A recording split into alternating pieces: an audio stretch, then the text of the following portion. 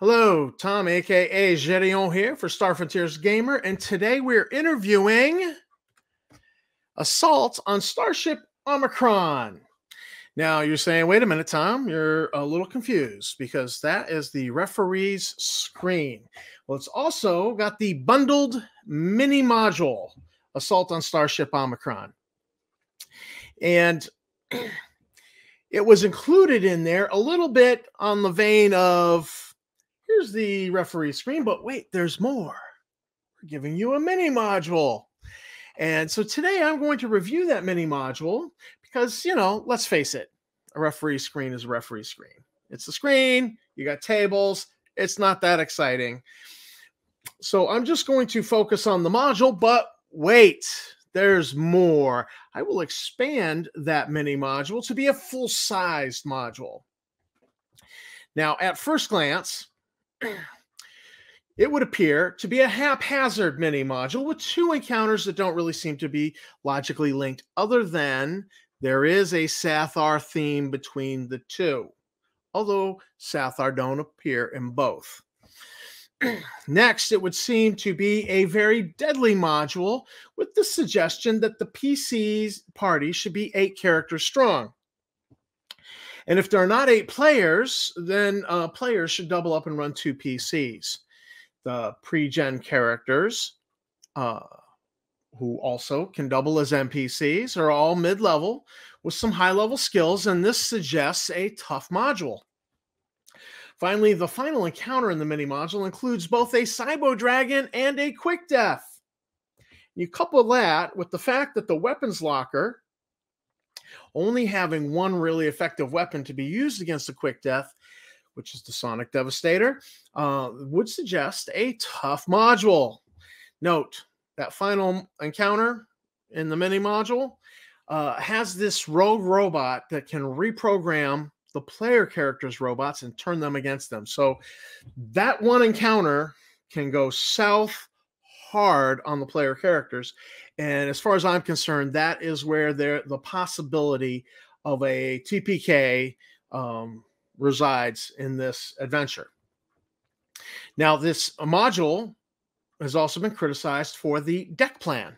So this here is the deck plan for the Serena Dawn. It's bundled with the Crash on Volturnus adventure that was included in the Alpha Dawn box set.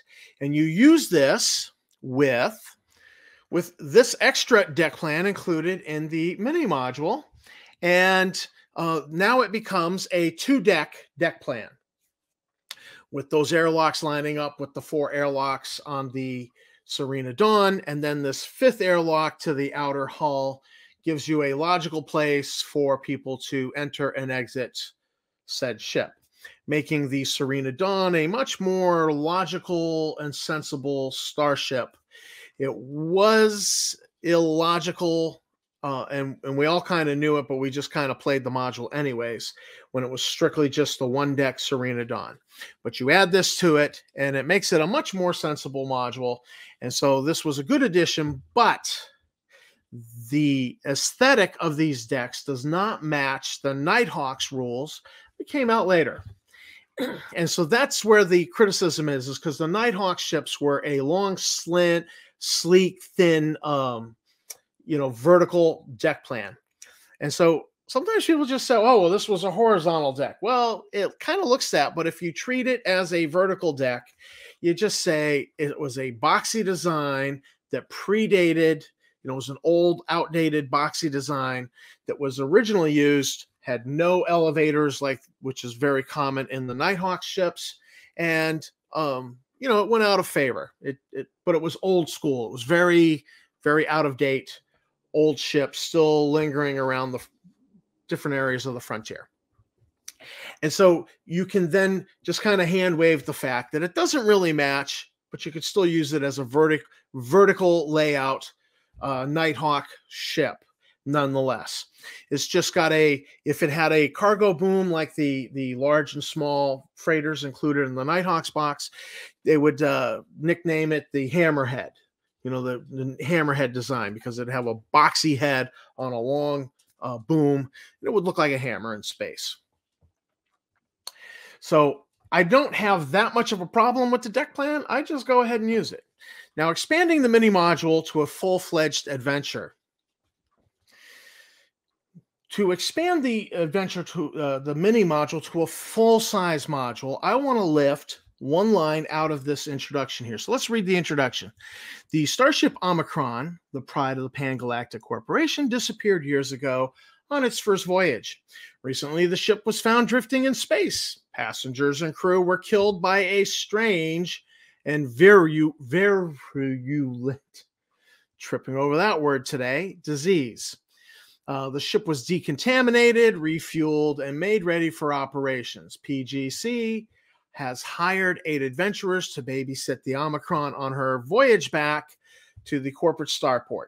The ship is being automatically navigated by her computers and robots, and this promises to be an easy mission for the babysitting team. Oh, that it's that simple. Yes, there are going to be complications. So the line I want to lift is this: passengers and crew killed by a virulent disease. Because immediately I'm reminded of all those stories of cruise ships where the cruise ship went out and then everybody on board got sick and they came back. Not everybody, but like 20, 30, 40% of the people on board got really sick and they had to put back in the port. And, it was a big, it was a big kind of a crisis for the cruise line. And of course they, lost money on that. So there's a story there, what happened, and that there are little clues for that could be lingering somewhere in the ship. What happened to the original crew?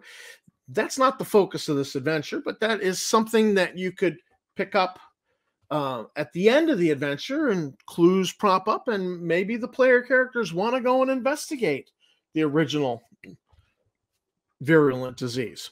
But the setup here is going to be that they're hired by Pan-Galactic. I would suggest Pan-Galactic likes to hire mercenaries from Galactic Task Force.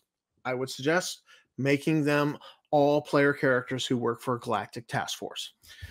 So the big question is, and to my mind, if I want to get on the ship safely, is how did they decontaminate it?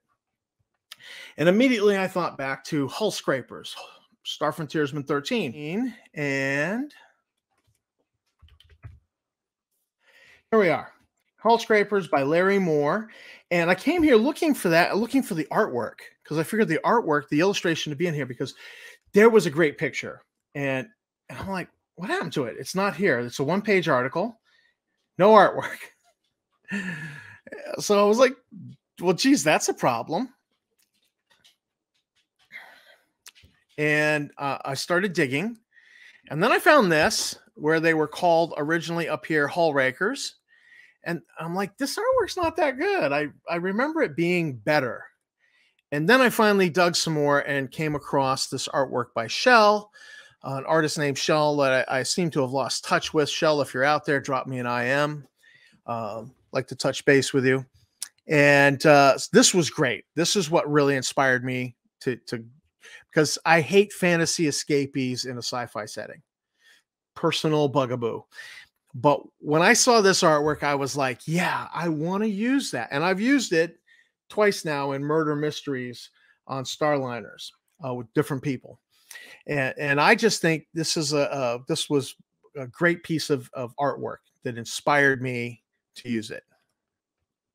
So my justification for this was that it was an engineered creature, minimal intelligence, and that it just is programmed to consume organic matter, but not inorganic matter.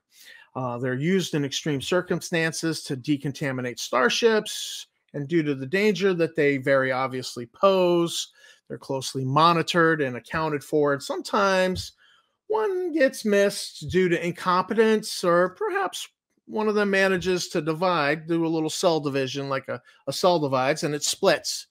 And so when they count them up, they go 5, we're good, no more on board, yet there's one lingering somewhere in the ductwork.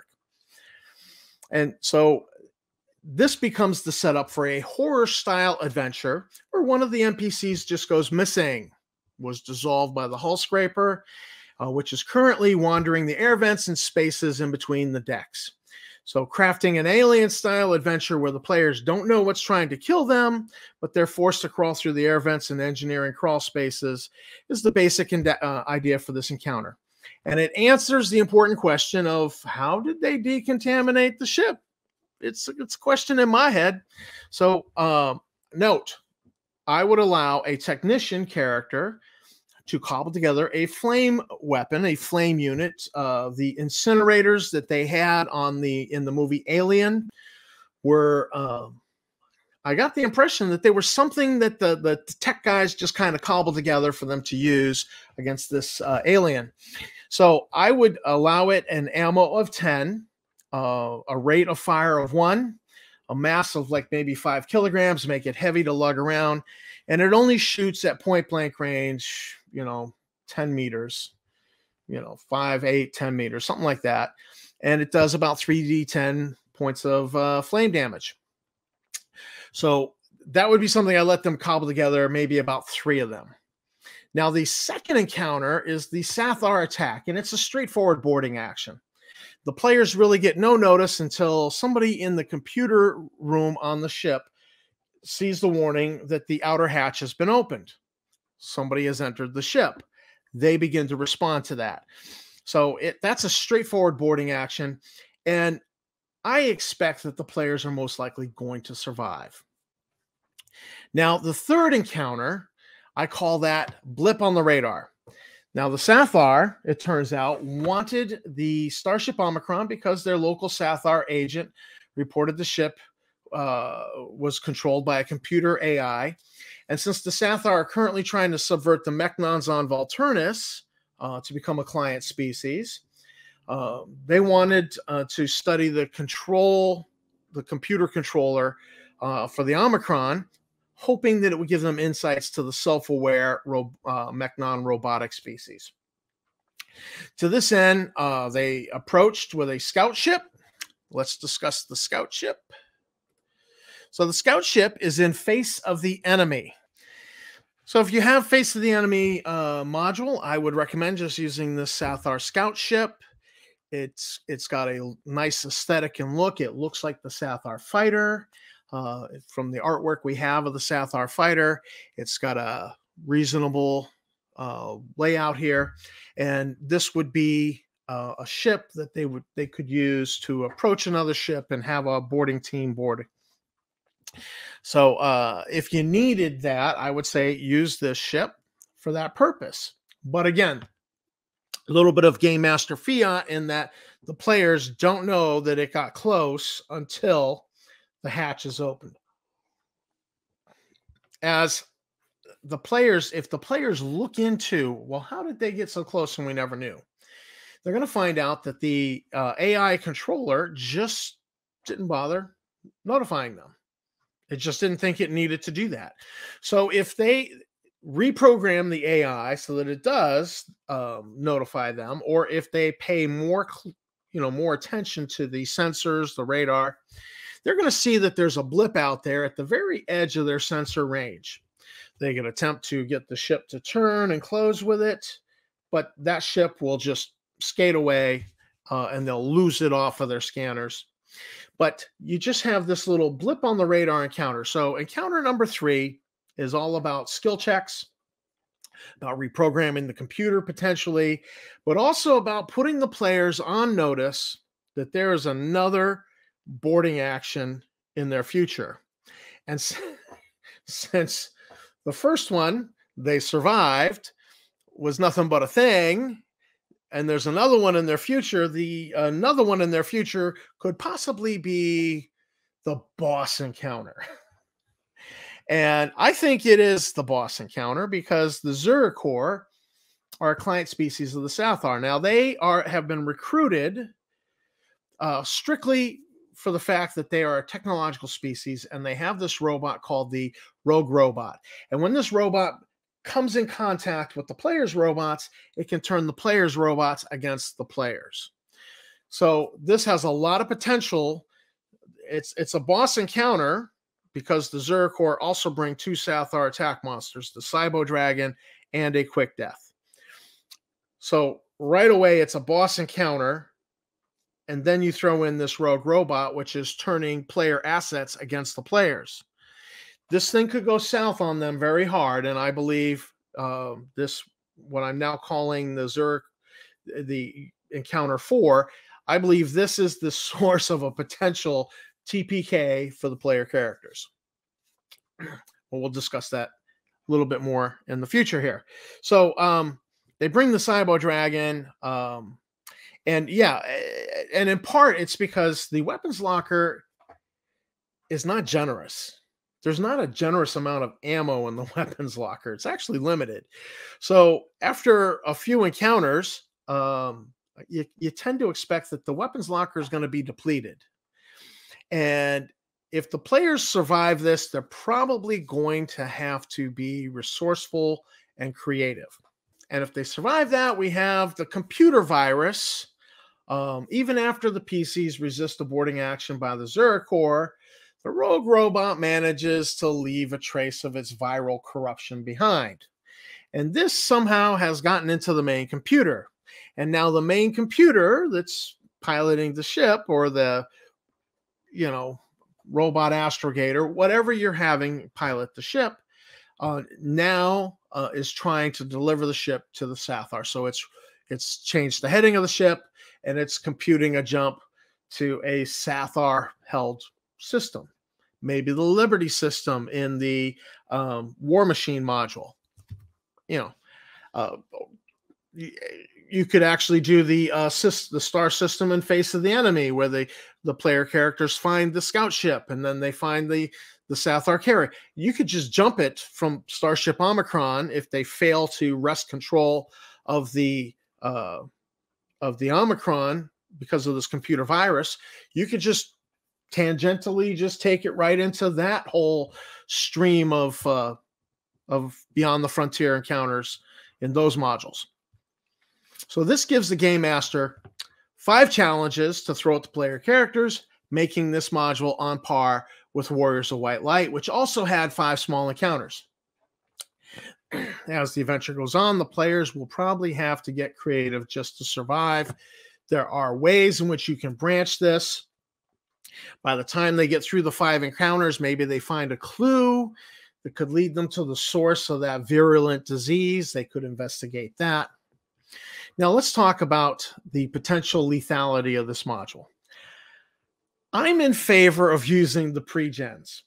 Just go ahead and use the pre-gens, because I think a TPK is on the table. That is a possibility on the table. So go ahead and use the pre-gens. There's 6 of them, 2 humans, 1 male, 1 female, 2 Yazirians, 1 male, 1 female, 2 Drawless, 2 Vert, same thing. And run this as a horror game, and just kill 1 or 2 NPCs outright along the way, but off camera, so that the players have to wonder what happened. Now, those pre-gens, they lack a PSA, so you have to assign a PSA based off their skills. And I would also allow an outfitting budget for each of the characters, and that would be roll 2d10 and multiply it times 100, then add 500.